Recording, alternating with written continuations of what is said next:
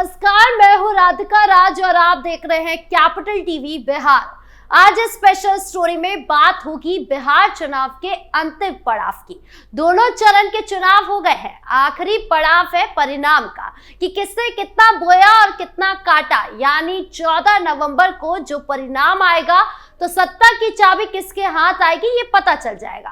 बिहार की धरती पर हमेशा से राजनीतिक तूफान उठते हैं, लेकिन इस बार का चुनाव कुछ खास है। एक तरफ एनडीए की मजबूत पकड़, विकास का एजेंडा और नीतीश कुमार का सुशासन, तो दूसरी तरफ महागठबंधन की कोशिशें जो वोट चोरी से लेकर हर घर नौकरी तक के वादों पर टिकी है। लेकिन सवाल यह है कि बिहार की जनता ने क्या चुना है, विकास को या वादों को, विकास को या बदलावों को। आज हम इसी पर गहराई से चर्चा करेंगे और उन फैक्टर्स को खंगालेंगे जो एनडीए की जीत के मजबूत संकेत दे रहे हैं।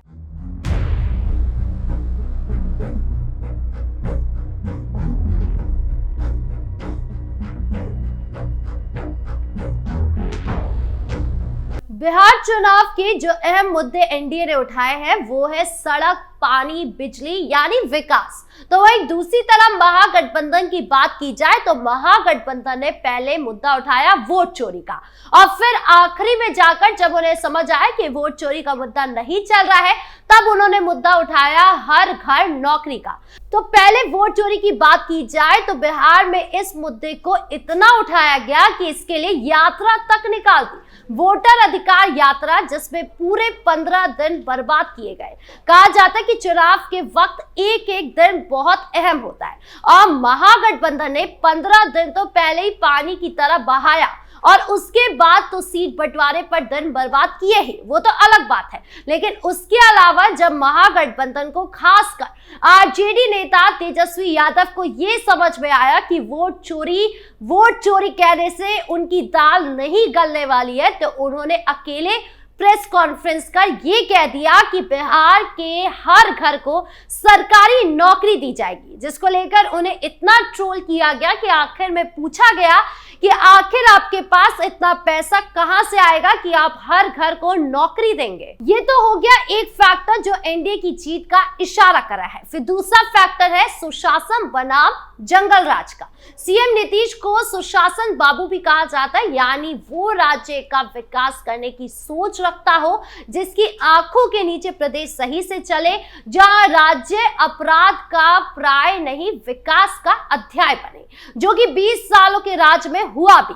वही दूसरी तरफ महागठबंधन, खासकर आरजेडी की बात की जाए तो भले ही आरजेडी सुप्रीमो लालू प्रसाद यादव का दौर खत्म हो गया है, लेकिन आज भी आरजेडी पर वो जंगल राज का धब्बा लगा है और वही धब्बे के साथ तेजस्वी यादव चुनावी मैदान में है। भले ही तेजस्वी यादव कितना भी कह ले कि जंगल राज का दौर अब नहीं आएगा, लेकिन जाहिर सी बात है कि आप जब कोई मूवी का पार्ट 2 देखते हैं तो पार्ट 1 या तो आपको मूवी वाले ही फ्लैशबैक के रूप में दिखा देते हैं या फिर आपको खुद याद आने लगता है। तो ये कहना कि लोग जंगल राज को याद नहीं करेंगे तेजस्वी को देखकर, तो ये इम्पॉसिबल लगता है।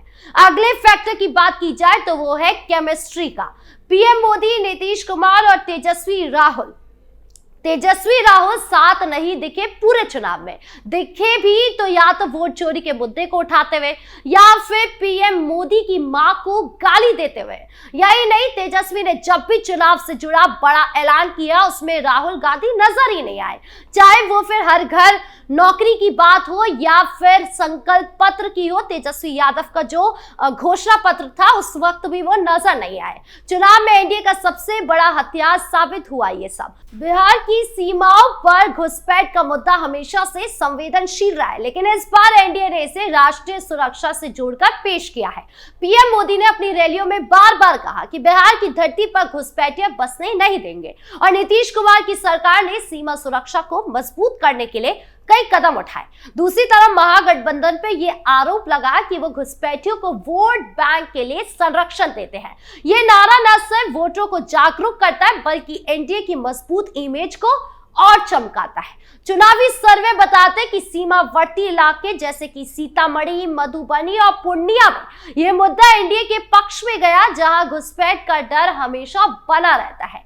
एनडीए की यह रणनीति इतनी प्रभावी रही कि महागठबंधन के डिफेंसिव मोड में आना पड़ा, लेकिन देर हो चुकी थी। बिहार की जनता ने साफ संदेश पकड़ लिया कि सुरक्षा पहले है, राजनीतिक लाभ तो बाद में मिल ही जाएगा। अब तीसरा बड़ा फैक्टर जो एनडीए की जीत को पक्का कर रहा है वो है महिला वोटरों का झुकाव। बिहार में महिलाओं की संख्या 3.5 करोड़ से ज्यादा है और इस चुनाव में उनका रोल निर्णायक रहा। एनडीए में महिलाएं के लिए कई योजनाएं लॉन्च हुई है, जैसे कि मिशन शक्ति हो, जहां महिलाओं को सशक्तिकरण के साथ सुरक्षा दी गई, कन्या सुमंगला योजना से लेकर पिंक बसों तक नीतीश सरकार ने महिलाओं को घर से बाहर निकलने का आत्मविश्वास दिया। सर्वे रिपोर्ट्स के मुताबिक एनडीए महिलाओं में 6% से आगे चल रहा है, जबकि महागठबंधन पुरुष वोटर में सिर्फ 2% है। क्यों?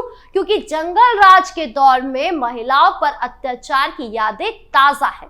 तेजस्वी यादव भले युवाओं को लुभाने की कोशिश करें, लेकिन महिलाएं सुशासन की स्थिरता को प्राथमिकता दे रही है। पहले चरण में जहां मतदान हुआ वहां महिलाओं का टर्नआउट 58% रहा, जो एनडीए के पक्ष में गया। ये फैक्टर अकेला ही 20 से 25 सीटों का खेल बदल सकता है और एनडीए की जीत को मजबूत कर रहा है। बिहार की बहन बेटियां कह रही है कि विकास के साथ सम्मान, वही हमारा चुनाव। चौथा फैक्टर है युवा और बेरोजगारी का। महागठबंधन ने हर घर नौकरी का नारा तो बुलंद किया, लेकिन एनडीए ने इसे व्यवहारिकता से काउंटर किया।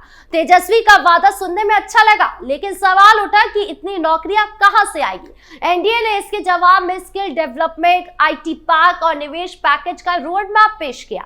नीतीश सरकार ने पिछले 5 सालों में 5 लाख से ज्यादा नौकरियां पैदा की और पीएम मोदी के निवेश कॉन्फ्रेंस से बिहार को 50,000 करोड़ का निवेश मिला।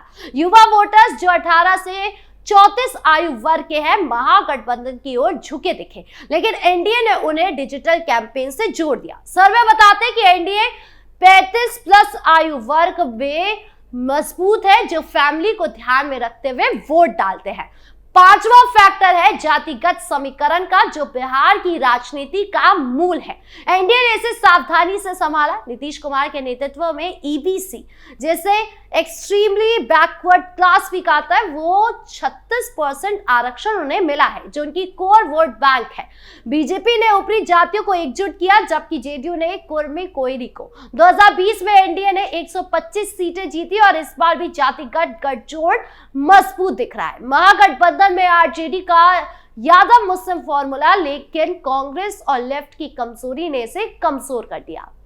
प्रशांत किशोर की जन स्वराज ने वोट स्लिप किया, जो महागठबंधन के खिलाफ किया। सीमांचल और मगध जैसे इलाके में एनडीए ने 25 से 6 सीटों का दबदबा दिखाया। ये समीकरण एनडीए को 133 से 142 सीटें दिला सकता है, जैसा पोल्स कह रहे हैं। बिहार की जातियां अब विकास की ओर दिख रही है, ना कि पुरानी दुश्मनी की। सातवां फैक्टर है इकोनॉमिक्स डेवलपमेंट और इंफ्रास्ट्रक्चर का। एनडीए ने पिछले 20 सालों में बिहार को नया चेहरा दिया, जो कभी सिर्फ जंगल राज और पलायन की तस्वीरों से जाना जाता था। सड़कें दोगुनी हो गई। 2005 में जहां सिर्फ 7,000 किलोमीटर पक्की सड़कें थी, आज 1.25 लाख किलोमीटर से ज्यादा है। पटना से दिल्ली तक का सफर अब 12 घंटे में पूरा होता है, जो कभी 24 घंटे का था। गंगा पर बने एशिया के सबसे लंबे पुल विक्रमशिला सेतु और जेपी सेतु ने कनेक्टिविटी को नई ऊंचाई दी। बिजली की बात करें तो 2005 में सिर्फ 700 मेगावाट बिजली थी, आज 6,500 मेगावाट से ज्यादा है। हर घर 24 घंटे बिजली पहुंच रही है। नीतीश सरकार की हर घर बिजली योजना ने ग्रामीण इलाकों में अंधेरा खत्म कर दिया है। पानी की समस्या पर हर घर जल योजना के तहत 1.5 करोड़ घरों में नल से जल पहुंचाया गया है। पटना मेट्रो की बात हो, बिहार का पहला एयरपोर्ट एक्सपेंशन हो और 50,000 करोड़ का निवेश पैकेज हो, ये सब एनडीए की देन है। महागठबंधन के पास सिर्फ आलोचना थी, कोई विजन नहीं। तो बिहार विधानसभा चुनाव 2025 का महाकुंभ अब परिणाम के मुहाने पर खड़ा है। दोनों चरणों की वोटिंग पूरी हो चुकी है और 14 नवंबर को सत्ता की असली तस्वीर सामने आएगी। विकास के नाम पर नीतीश कुमार ने 20 सालों में जो इमारत खड़ी की, चाहे वो सड़कें की बात हो, बिजली की बात हो, स्कूल हो, अस्पताल हो, उसे कोई हिला नहीं सका। पीएम मोदी की रैलियों ने राष्ट्रीय एकता का संदेश दिया तो घुसपैठियों और भगाओं ने सीमावर्ती इलाकों में एनडीए का डंका बजाया। महिला वोटरों ने सुशासन को गले लगाया, युवाओं ने रोजगार की ठोस योजना को सराहा। दूसरी तरफ महागठबंधन का वोट चोरी का शोर मायने नहीं रख सका।